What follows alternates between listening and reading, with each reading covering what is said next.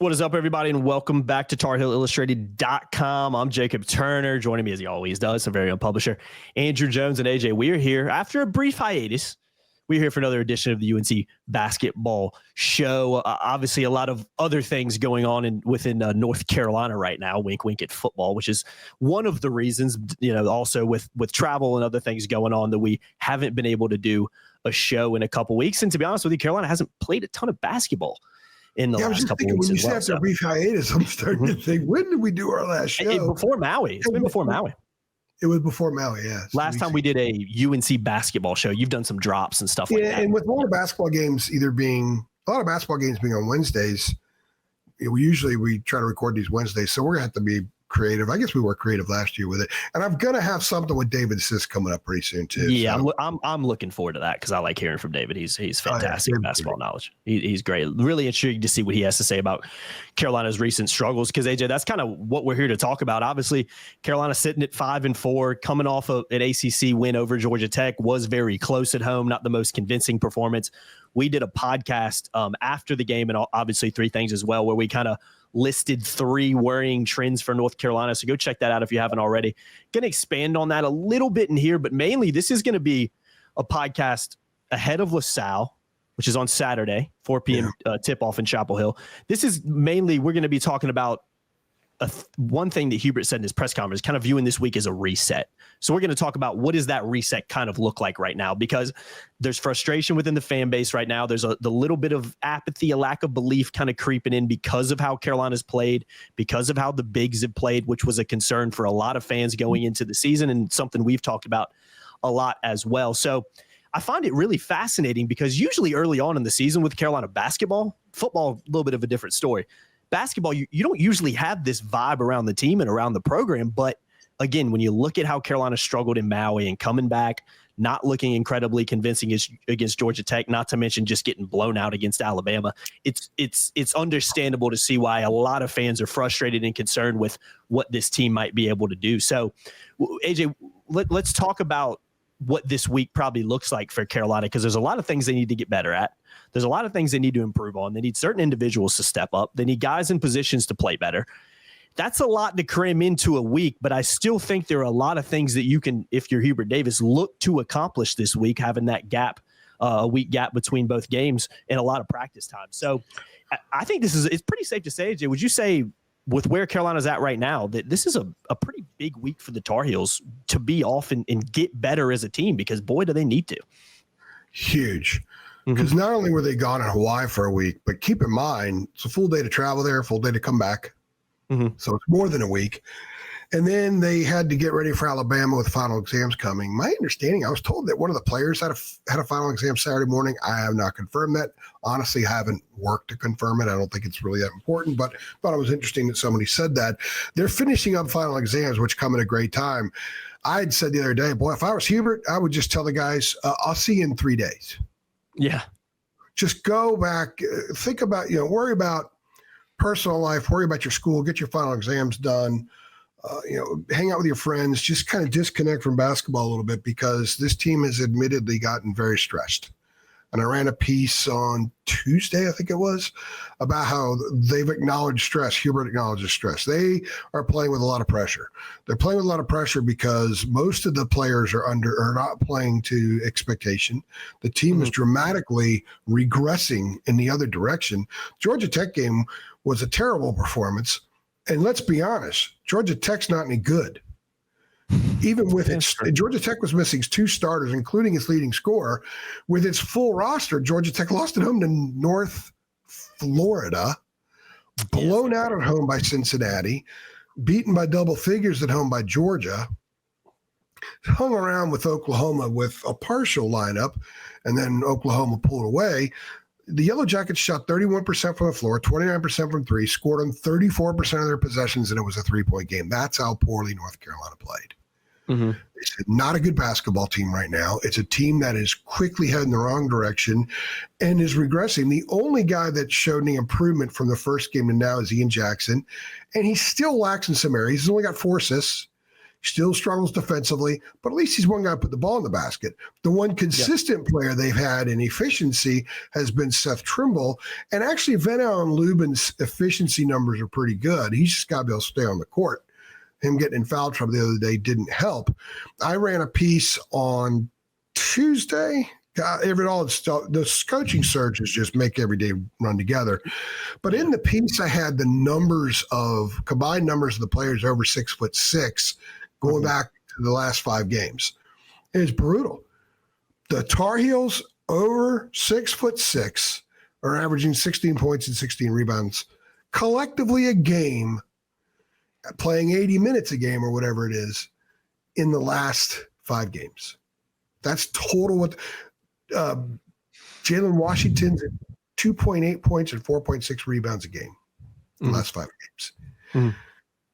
Cade Tyson hasn't hit a field goal since the Hawaii game.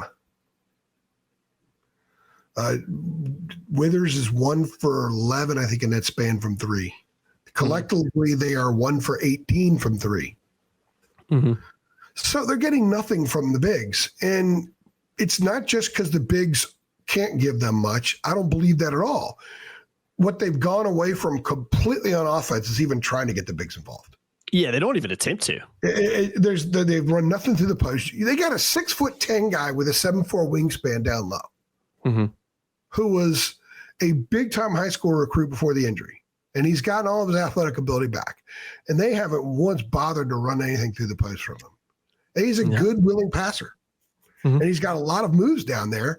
But it's as if the way that they're playing and nothing is being done about the way they're playing, that they have quickly peeled off skill sets, diminished skill sets of guys, that Cade Tyson is nothing like what he was at Belmont. Not anything like what he was at Belmont. Yeah, unrecognizable, yeah.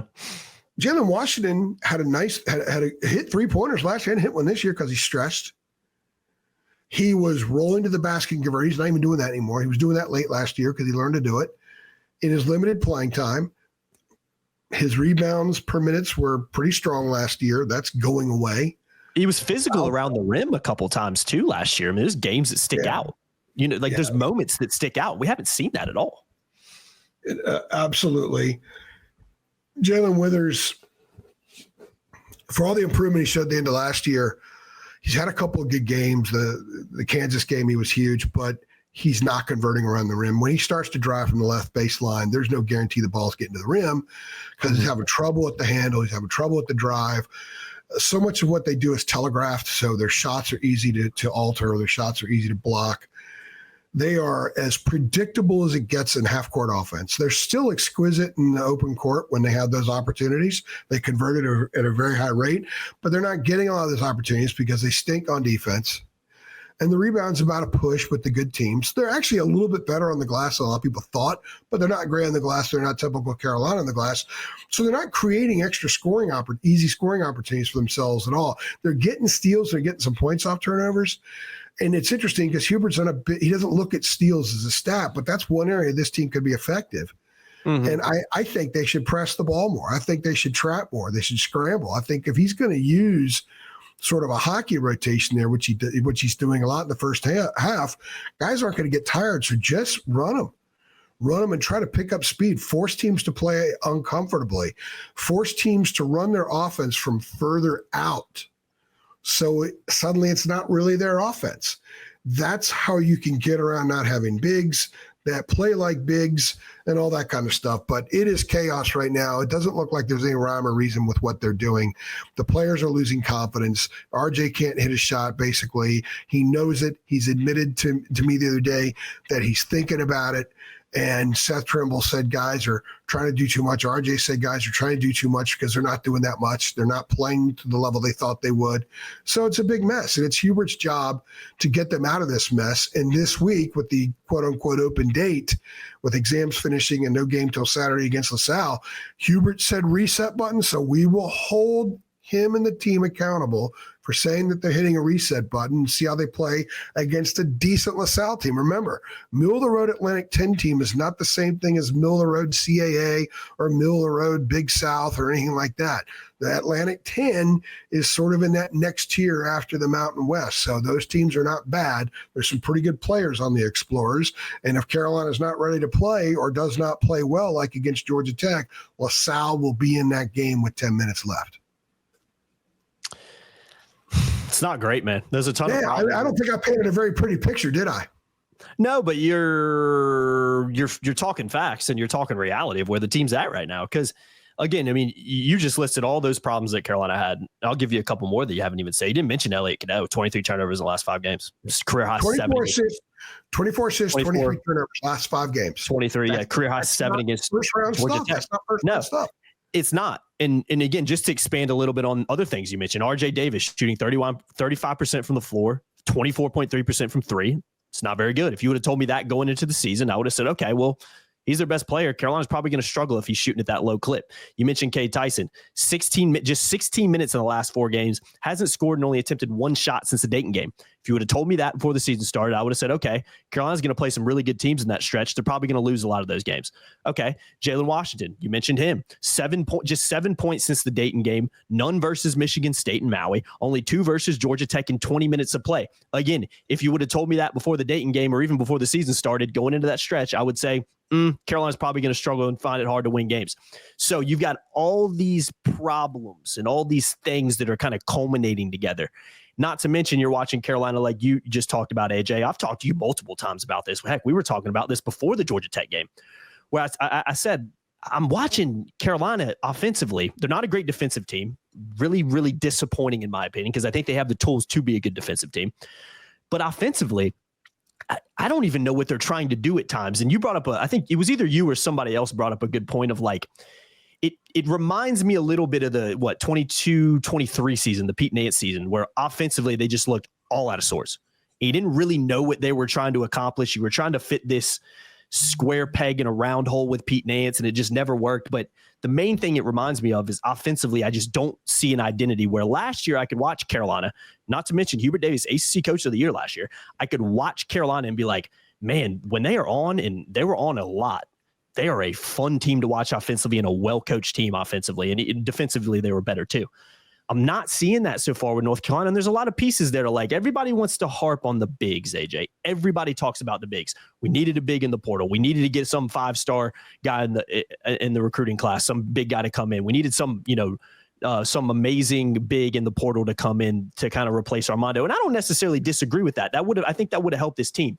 But the fact of the matter is you're getting nothing really out of the bigs right now, particularly Jalen Washington over the last few games. And that's a massive concern. But the problem that I have is I know he's better than what he's shown. I know Withers can do more than what he's shown. Just go look at the second half of the Kansas game, for instance.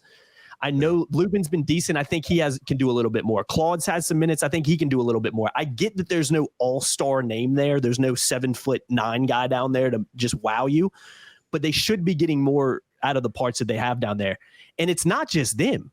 I just mentioned RJ struggling. I just mentioned Tyson struggling. I just mentioned Cadeau struggling. I've mentioned Drake Powell. I didn't mention Drake Powell, but he's struggled since he came into the starting lineup. So everybody focuses on these bigs, AJ, but it is a team culmination right now. Not to mention when I'm watching Carolina offensively, like you said, they're not even trying to post up down low anymore, which I think is a concern. So I say all that to say that the problems don't just lie with the bigs. There are other issues surrounding it, and there are other issues around the team that need to be resolved. But right now, it's hard to see how you're not going to be able to fix all that in a week. You might not even be able to fix all that, in a month. But Carolina has to improve in these areas, and they have an opportunity against LaSalle to play a little bit of a lesser team where they can, show some improvement and not have to, be welcoming an Alabama team into Chapel Hill where you can very easily get ran out of the gym in that situation. So I think this week and this break lines up well, but when you look at just the culmination of issues that Carolina has across the board right now, it's hard to see how it gets fixed quickly. But I do think there are areas that can improve quickly. I think you can see Cadeau play better because we've seen it. I think you can see RJ start shooting better because we've seen it. So it's a really fascinating conversation right now. But like we've just spent the last 10 minutes talking about, a lot of issues that need to be fixed. And based on what I've seen so far, AJ, especially over the last couple of weeks, it doesn't look like it's going to get fixed. But let's see what happens. So try to be diplomatic here. Yeah, I know we're very negative, but it's kind of try understandable. To be diplomatic here because this is a sensitive subject and something that I don't believe that I don't want people to take this the wrong way. That's why I have to be diplomatic. But I don't understand what Hubert's trying to do with this team. And that's what I was kind of trying to illustrate. It's not just players are playing poorly. I don't understand what the mission is. I mean, I know the mission is to score. I don't understand what the plan is. Completely agree. The plan to the end point. Offensively, I don't see a lot of sets called. They run a lot of actions, but a lot of them don't work. It's hard to run some stuff when you have 6 guys in a roster that already have ball screen fouls this year. Mm-hmm. I don't see a lot of changing stuff up. I see a lot of banging head against the wall in the same spot. Let me say something real quick. Yeah, go ahead. Let me say something real quick. Sorry to cut you off. Like, I completely agree, because when I close my eyes, AJ, and I say, okay, what is Carolina offensively? I had a completely different picture last year with last year's team. But when I do it this year and I do it today, the only thing that I can really envision is a pattern that I'm seeing, and it's something I can point out time and time again that they're trying to do, is a Jalen Washington or a big setting a screen at the top of the key for a guard. That's the only thing that I consistently see happening. And again, even when you're seeing it, it's not really leading to anything, but that's like the only key characteristic or like consistent thing that I can close my eyes and kind of identify with this team right now. And when they do that, the number of times moving the hip out or moving the shoulder out a little bit that are not called are pretty fascinating, because they get a little leeway with that. Mm-hmm. And they still have had a bunch of those called. I think this is a really big time for Hubert right now. He has a week. When I asked him what's priority number one, he said, yes, we need a reset button. I asked him, he acknowledged the players are stressed. I said, it's okay. So what's priority number one? And he listed 6 things. And when he finished his statement, his response rather, and then another question was starting to be asked, I said, you know where I sit? Right in front of him. I said, long list. He said, yeah, long list. Like that. I mean, it's a long list. And we're 5 weeks into the season. The things that we said 5 weeks ago about where this team would be, and I saying, hey, look, it's going to take time for Jalen. He's got to get used to playing all these minutes and being the guy. It's all regressed.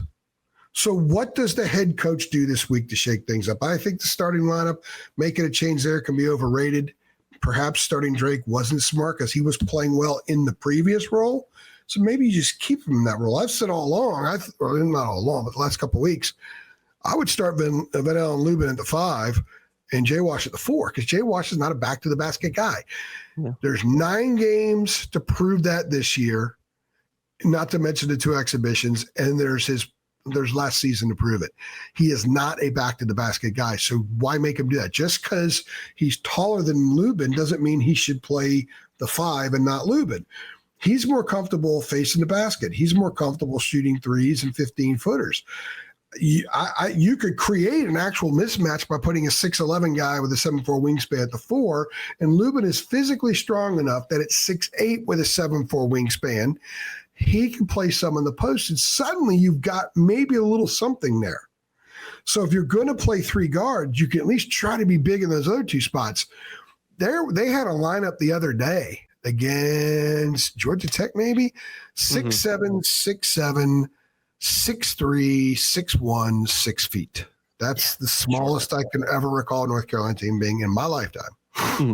At least if you go Lubin at the 5, Washington at the 4, you go 6'8", 6'11", or 6'10". Yeah. We're both with 7'4" wingspan, and then you go Trimble, Davis, Godot, because Trimble, Davis, and Godot are going to start. They're going to start because Hubert knows that he just, they're all capable of going off and having huge games. And with Elliott, some people are actually saying send Elliott to the bench.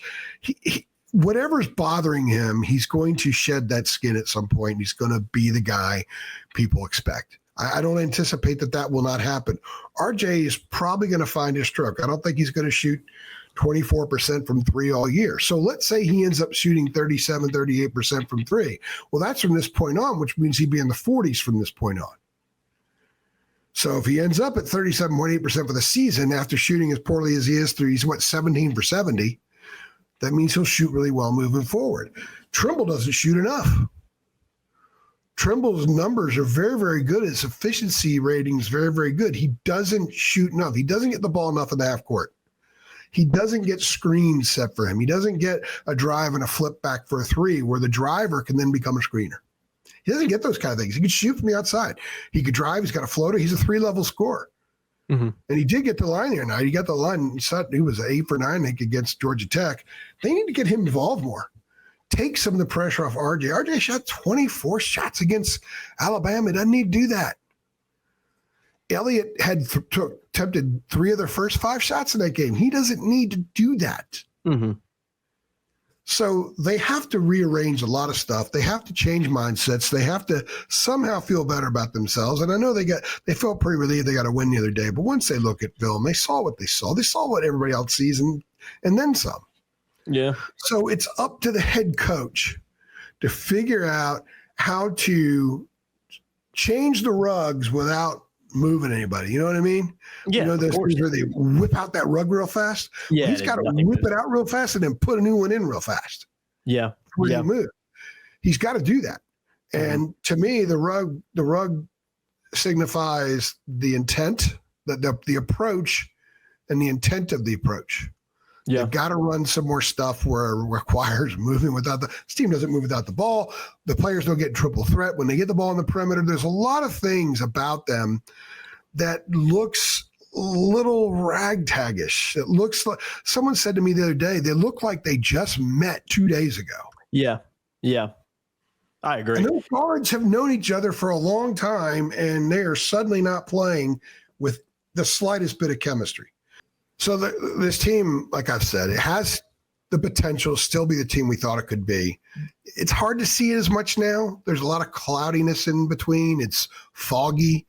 It's more from a distance, if that makes any sense. If it's not going to become that team, it's going to be on Hubert. If it does become that team, it's going to be on Hubert.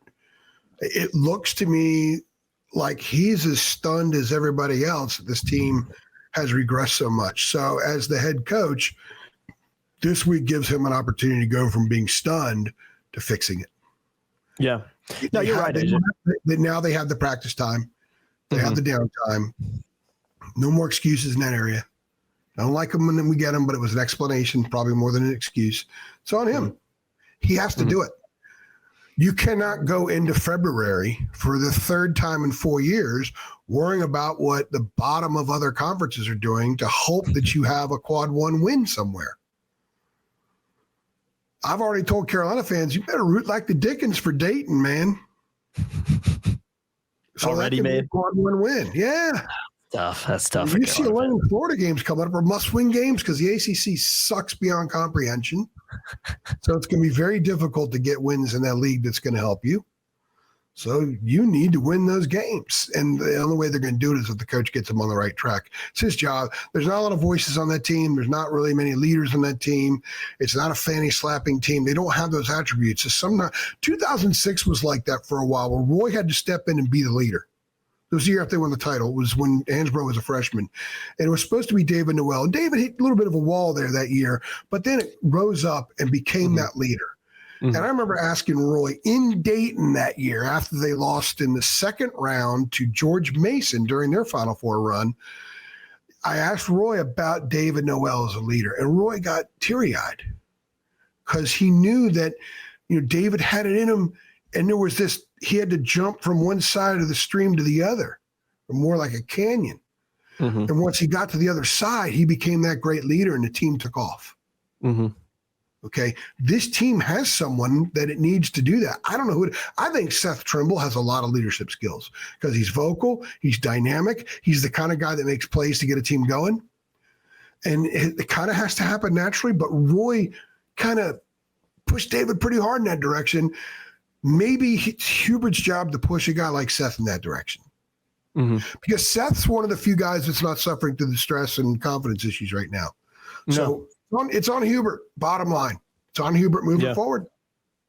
Yeah, you're right. This team, everything you're saying right there is 100% right. And what my mind automatically goes to is this team needs to establish an identity. I don't know what their identity is right now on either end of the court. I can't figure it out.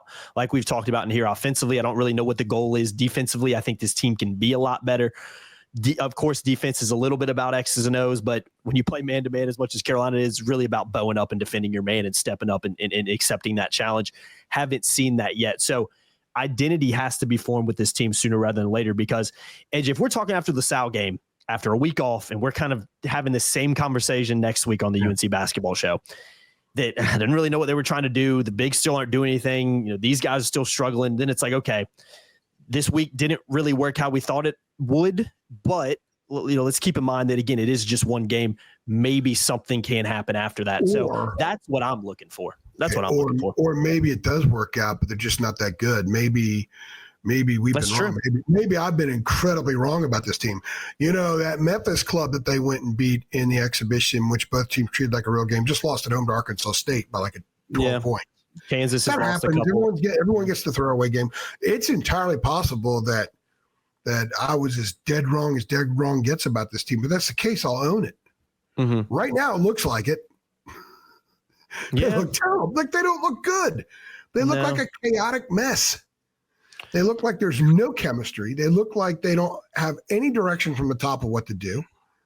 When watching them in person against Alabama, you watch one team that is exquisitely coached and another team that appears not to be exquisitely coached. Now, maybe that's not the case. Maybe it's just players screwing up. We don't know. We can speculate, but we don't know. But what we do know is this week, Hubert said reset. This week, get back to certain things. So let's see what he does with this group. I think there's a lot of talent there that they can be very good and win a lot of games moving forward. That doesn't mean they will. That doesn't mean they will. No, I think your analogy about Pete Nance is accurate. This is just in reverse. Maybe they're just too small. They have too many small guys. 3 guards are not enough, maybe, or too much. Maybe they just need 2. They had 2 5s 2 years ago. Hubert kept swearing to us that Pete Nance was a 4. He wasn't a 4. Not in college. No. He was a 5. Mm-mm. Maybe now. Maybe Seth's not really a 3. Seth's just a 2. Mm-hmm. I think last thing I want to talk about, and I know I always say that and we talk for another hour, but I'm serious on this one. I talk for another hour, not you. I want to talk about I'm the bloviator here. You mentioned earlier, and this is not rocket science, everybody knows this, that you're not even really focus on the bigs. You're not even really seeing UNC attempt to post a big up ever. No. And I can't. That's the 3 on 5 on offense. 3 on 5 with suspect screens on offense. Yeah, but then that's the part that confuses me a little bit because, again, the definition of insanity is doing the same thing over and over again, expecting a different result. I don't think Carolina's just doing the same thing over and over again. It comes down the court, but I'll tell you what they're not doing. They're not even attempting to post up a big. So my mind goes to why is that? And my immediate thought is, well, it seems like it's a lack of trust from Hubert Davis, the coaching staff, in the bigs. But I also look at it and say, well, if you never try it, how do you know what's going to happen? And even that's not what was imparted. That's not when you say, through certain channels that we're okay up front. But you never post a big up. You're not backing that up with the approach. We're okay with we're okay up front. We got what we needed. Mm-hmm. So then some of us go out there and say, well, they think they got what they needed. So let's see how it plays. I kept saying, let's see how it plays out. I never said that they were going to be really good up front. What I said a lot was half the last 10 national champions are actually smaller. Mm-hmm. They are. However, until you see it, it's kind of hard to pencil it in. But there was an adamant belief through certain channels that they would be fine. Mm-hmm. So far, they have been anything but fine, as far from fine as possible, and getting worse. And they've got kids now that have got to get reset up here. Mm-hmm. Body isn't going to do anything until you reset up here. And I would say more than half the rotation needs to be reset up here. In fact, I would say a lot more than half the rotation. I would say there are only a couple of kids that are in the rotation that are probably okay up there right now. The rest of them are dealing with stuff. Yeah. Oh, 100%. It's performance based. It's easy to see. Yeah, it is. Just watching them, it's easy to see. Yeah. And just to add to that, to use a football analogy, it almost feels like, why not open the playbook up a little bit? Because let's say, even if you're not confident that Jalen Washington is going to get a bucket for you to post up, if you start doing that against LaSalle, for instance, they're not expecting that, because all the game film that you've watched has shown that you're not doing that. So all of a sudden you're posting a big up. He probably will get a couple easy baskets, but also, AJ, it forces the defense to collapse on you a little bit. It opens things up for these guards, which is the strength of your team. So that's, again, when it comes to identity offensively, I'm not an ACC coach of the year. That is not on my resume. So I'm not sitting here trying to question anybody. But the fact that I'm watching. We are. But AJ, we're watching them week in, week out. And we're not even seeing an attempt in a game. And that is the part for me that's confusing. When they were in Maui, what was I telling you at that time was my biggest concern about this team? It's the way they were approaching half-court offense. Yeah. Because there's some things they can't do anything about. They are what they are. But they're supposed to be great in the backcourt, and they haven't been great.